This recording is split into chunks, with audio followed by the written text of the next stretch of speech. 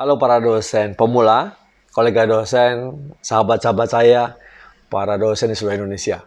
Nah, tanpa terasa kita sudah masuk penghujung tahun 2023 ya. Begitu banyak dinamika kita sebagai dosen selama ini. Nah, saya akan melakukan evaluasi buat kita semua para dosen, tips-tips yang mungkin bisa menjadi dasar teman-teman melangkah ke depan jadi lebih baik. Ya, jadi bagaimana kita mengevaluasi perjalanan sebagai seorang dosen pemula di tahun 2023 dan mulai memperbaiki atau mendapatkan target-target yang lebih bagus, yang lebih baik tahun 2024 nanti. Baik, ada beberapa tips ya untuk mengevaluasi kita bersama. Yang pertama, tentu yang kita evaluasi adalah terkait dengan kegiatan Tridharma perguruan tinggi kita. Yang pertama, bagaimana pengajaran kita?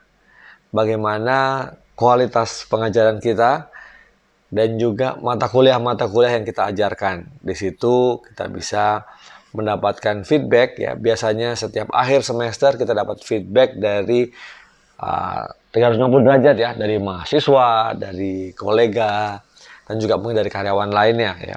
Nah, ini menjadi hal yang sangat penting. Kita perhatikan di situ dari cara mengajar kita, dari substansi pengajaran kita, materi-materi yang kita sampaikan, referensinya, tugas-tugas, ya kuis, ujian-ujian dan lain sebagainya. Biasanya dalam setiap akhir semester atau dalam evaluasi tiap semester itu kita mendapatkan poin-poin itu. Nah, dari situ kita lihat mana yang harus masih kita tingkatkan dan mana yang kita sudah bagus dan kita pertahankan. Dan tentu hal yang sudah bagus sebenarnya juga kita perbaiki terus ya, improvement. Nah, ini di sisi ini. Hal yang menarik dari sisi pengajaran tentu juga biasanya yang lebih penting adalah bagaimana kita mendeliver, ya, bagaimana kita menyampaikan cara pengajaran kita, materi kita kepada para mahasiswa. Apalagi dengan karakteristik Gen Z sekarang ini, kalau kita pakai cara-cara yang biasa, cara-cara satu arah bahkan ya, mereka tidak aktif, wah akan sangat sulit sekali mereka terima. Apalagi span of concentration mereka itu sangat pendek sekali. Ini satu tantangan yang baik, satu tantangan yang luar biasa buat kita. Nah, bagaimana kita bisa memperbaiki kalau memang masih ada yang kurang? Tentu kita harus melakukan investasi. Ya, investasi ini pada saya sampaikan waktu. Tidak harus selalu kita keluar uang untuk memperbaiki diri kita. Ya. Banyak sekali sources yang gratis, ya, secara online di kanal-kanal YouTube, media sosial, ya, maupun kursus-kursus online yang gratis. Kita bisa mencari bagaimana cara mengajarkan dengan baik.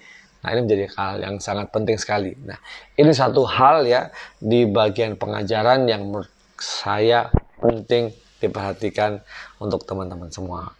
Nah, kalau dari sisi referensi, biasanya dalam setiap rapat dosen di akhir semester atau bahkan di satu tahun, seringkali juga direview lagi referensi-referensi textbook yang dipakai, buku-buku yang dipakai atau artikel-artikel yang dipakai apakah masih relevan.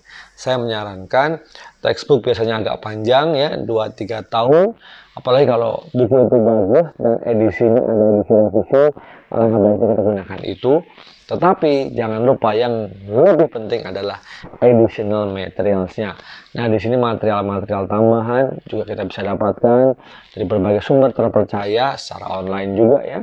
Yang open sources juga banyak, dan video-video yang berkualitas dari channel-channel YouTube juga banyak sekali. Dan itu akan sangat bagus menambah kualitas dari pembelajaran kita. Minta mahasiswa untuk melihat videonya sebelum mereka masuk.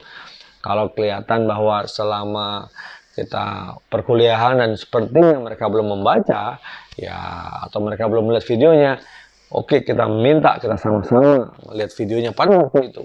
Ya, memastikan mereka konsentrasi melihat videonya waktu itu, memberikan catatan, komentar-komentar apa yang kira-kira mahasiswa dapatkan dari materi itu, kemudian kita diskusikan. Ini salah satu referensinya fungsi material. Nah, kemudian yang ketiga tentu adalah bagaimana dengan sesama dosen kita sharing, kita minta masukan, apalagi dosen-dosen yang senior.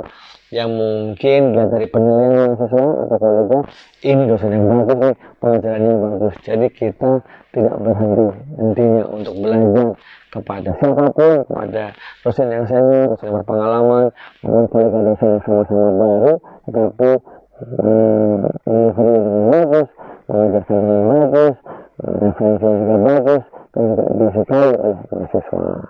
Nah, itu beberapa hal terkait dengan evaluasi dari sisi pengajaran. Saya akan juga terus mengupas di video yang selanjutnya bagaimana kita melakukan revisi dan melakukan hal yang terbaik untuk aspek-aspek kedaerahan yang lain. Jangan lupa silahkan like dan subscribe dan juga share kepada teman-teman semua yang mungkin mendapatkan manfaat dari video ini. Sampai ketemu lagi, tetap semangat 2024 menjadi dosen yang lebih baik dan lebih bagus, lebih hebat, dan Anda bangga menjadi seorang dosen Indonesia. Sampai ketemu lagi.